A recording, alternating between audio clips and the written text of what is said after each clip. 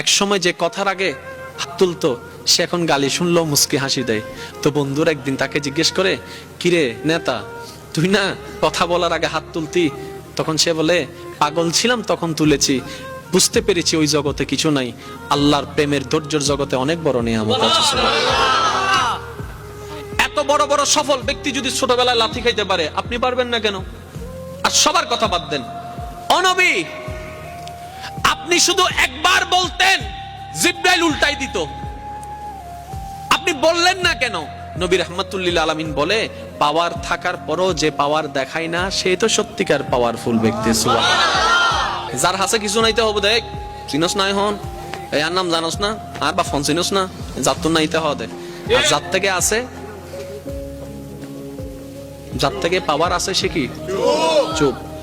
যার থেকে সত্যিকার ক্ষমতা থাকে সে কখনো কথা বলে। আপনাকে গালি দিল, আপনি উল্টা গালি দিলেন, ধৈর্য ধরলেন। কিন্তু আপনি যদি বলতেন, দিলে দাও গা, আমাকে গালি দিছো দাও গা, সে উল্টো ভাবনায় পড়ে যাবে, কি রে কারে গালি দিই, সে তো লড়ে না। সত্যি করে বলেন তো, আপনাকে কয় মিনিট গালি দিতে পারবে?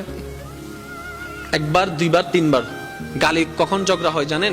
একটা দিয়েছে দুইটা দিলেন, দুইটা শুনে তিনটা দিয়েছে চারটা দিলেন, এইভাবে কিন্তু বাড়তে থাকে। এবার সে আপনাকে একটা দিল, আপনি হাসলেন, সে দ্বিতীয়বার দিল, আপনি হাসলেন, সে তৃতীয়বার দিল, আপনি হাসলেন, শেষ পর্যন্ত সে নিজে লজ্জা পেয়ে ওখান থেকে চলে যাবে। চতুর্থ গালি আপনাকে দিতে পারবে না, সে যদি আকলওয়ালা হয়। আর আপনি আমি বোকামি করি কি, এই কি হইস তুই আরে মারি দি, মারি দনা করে পুলিশ আরো ধরিলে যার গুই, তা হইলাম না আয় তো ন দিতে দিয়ে দে, ওদের মাঝি হনে ওদের আয়, ওদের তুই চল। আমি কি বুঝাতে পারছি কথা? আফটার অল আমরা নিজেরাই নিজেদের ক্ষতি করছি। যদি আমরা ইসলামের ফর্মুলা গুলাকে একটু ঠান্ডা মাথায় মাথায় বসাইতে পারি, সফলতা আপনার কাছে, সফলতা আপনার কাছে। আপনি কি দরকার আপনার? আমি প্রায় সময় বলি, আজকেও বলছি, কি দরকার আপনার যেটা আপনার রবের কাছে নাই?